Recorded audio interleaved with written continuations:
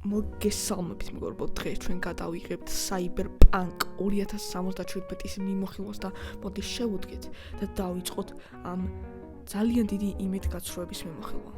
მოკლედ, ვინც არიცით, Cyberpunk-ი იყო ერთ-ერთი ყველაზე დაჰაიპებული თამაში გეიმინგ ისტორიაში. ძალიან ბევრი ადამიანი ელოდებოდა, ძალიან ბევრი ადამიანი უყურებდა რეაქტებს, ძალიან ბევრი საერთოდ დღეებს ითვლიდა ისე ელოდებოდა ამ თამაშს და საბოლოოდ რამ გამოვიდა. Cyberpunk-ი როცა გამოვიდა, უამრავმა იუთუბერმა, უამრავმა ადამიანმა გატესტა და იყო სრული ნაგავი.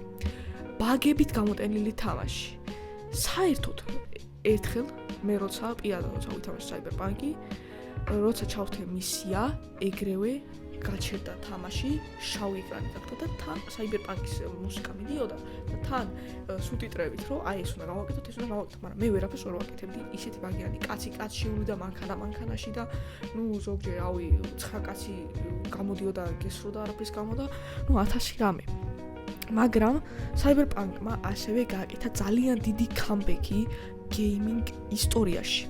Cyberpunk-ის იმედგაცრუება ალბათ ყველა გულში დავრჩება თუ როგორ ველოდებოდით და საბოლოოდ რა ნაგავი შემოხტენეს, თუმცა Cyberpunk-ის დეველოპერებმა გადაწყვიტეს, რომ ეს ყველაფერი გამოესწორებინათ. როგორ გამოესწორეს ეს ყველაფერი?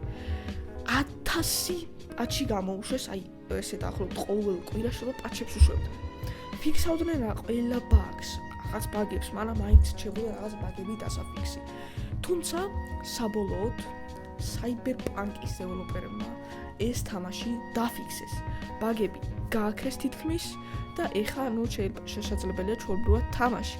თუმცა მომგითხრათ, ეს თამაში დიდად სტორით გამოირჩევა, მეთქი მოვიტყვებ. ან რომ თქვა თუნდაც ძალიან მაგარი სტორი აქვს, ან გეიმპლეის რაღაცა სწავლეთ, ერთადერთი რაც აქვს კარგი ჩემი აზრით Cyberpunk-ს, ეს არის სამყარო. დიახ, სამყარო. ერთადერთი რაც კარგი აქვს Cyberpunk-ს, ეს არის სამყარო. დიახ, მოკლედ, ეს იყო სულ Cyberpunk-ის review და თუ გინდათ მეგობრებო, Red Dead Redemption 2-ის review-ს გავაკეთოთ, დაწერეთ, ან დალაიქეთ, მოდი უფრო ჯობია, დალაიქეთ და შევხვდებით ჩვენ Red Dead Redemption 2-ის მიმოხილვით. ძალიან მალე. აბა ნახვამდის.